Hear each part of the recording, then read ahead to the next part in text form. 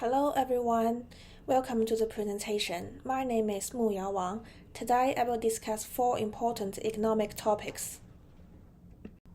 Let's begin with the business cycle. Gross domestic product represents the market value of all finished goods and services produced within a country in a specific period of time.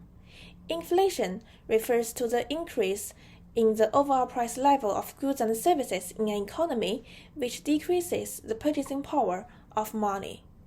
Unemployment occurs when individuals who are not employed, available for work, and actively seeking employment but cannot find a job.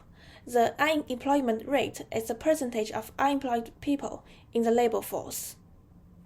Business cycle refers to short-run fluctuations in GDP around its long-run trend. It consists of 4 phases: expansion, peak, contraction, and trough. Changes in these economic indicators help identify different phases of business cycle.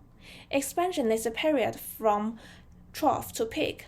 During the expansion, real GDP rises, inflation increases, and unemployment rate declines.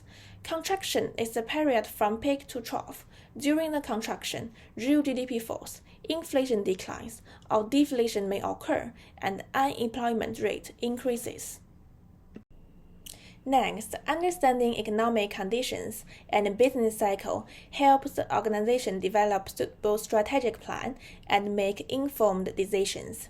During the expansion period, rising income and consumer confidence increase the consumer spending and demand for goods and services. Therefore, the organization needs to expand production to meet the increased demand, which may involve hiring more employees and making investments in equipment and technology. Australia Post could hire additional carriers and invest in automated parcel sorting system to enhance operational efficiency and meet the increased demand for parcel and postal services.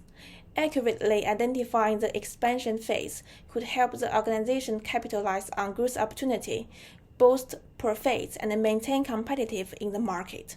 During the contraction period, as the demand for goods and services decreases, the organization will face declined sales and profits. In response, the organization needs to reduce production, control costs, and adjust marketing strategies.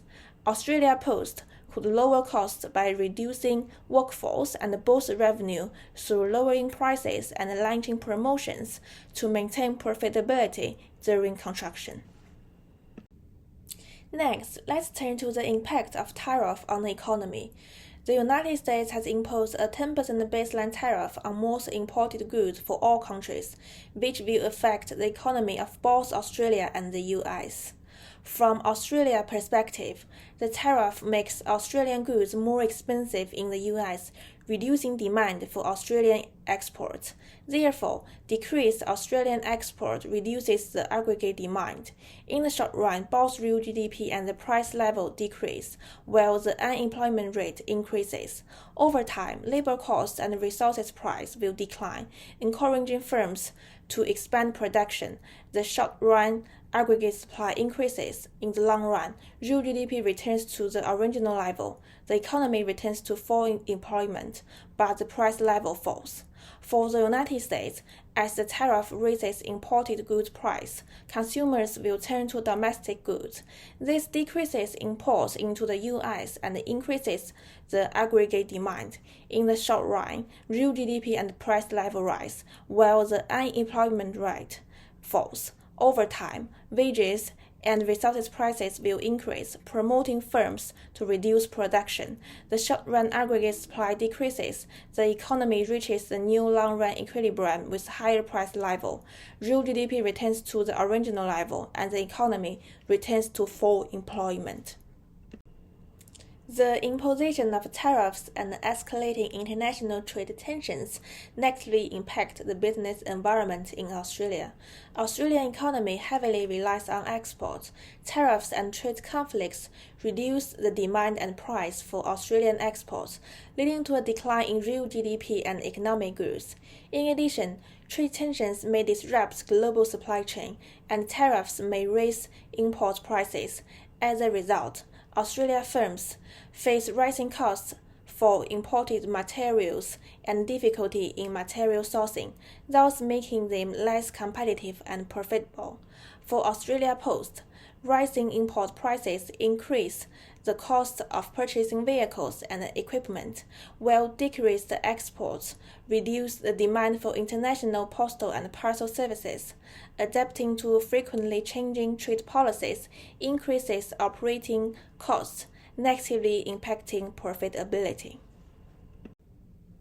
Now, I will use series from behavioral economics to explain why people often choose unhealthy food, even if adopting healthier diet is better for their health.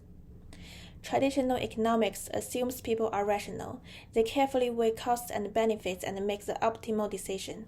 Behavioral economics assumes people are not always rational. Their decisions are influenced by emotions, habits, environments, and cognitive bias.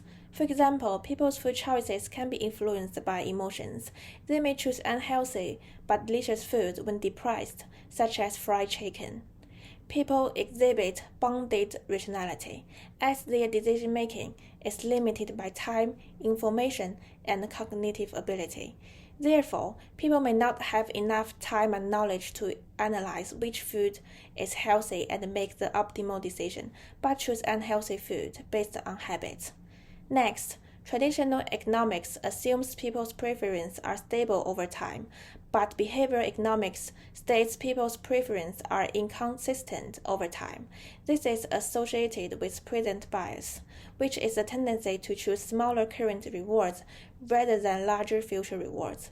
Therefore, people tend to choose tasty but unhealthy food for immediate enjoyment instead of greater benefits of healthy diet in the future. Status quo bias occurs when people prefer to maintain the current situation and avoid change. Although people know changing diet is better for their health, they often choose to continue eating unhealthy foods because they prefer to maintain their current eating habits rather than make a change.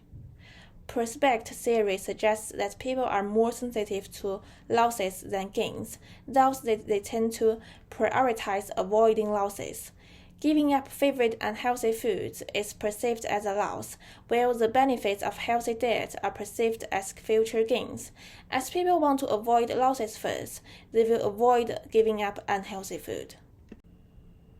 Well, let's move on to the next topic, the impact of AI developments on wage inequality. In recent years, the rapid advancement of AI is changing the way people work, which has a significant impact on the labor market. We assume that the national labor market consists of skilled labor and unskilled labor.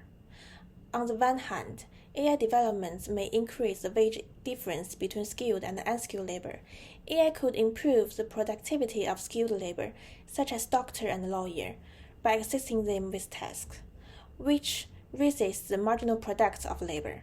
AI also creates new jobs responsible for developing and maintaining AI systems, such as AI trainer. Therefore, the demand for skilled labor rises, increasing both wage and quantity.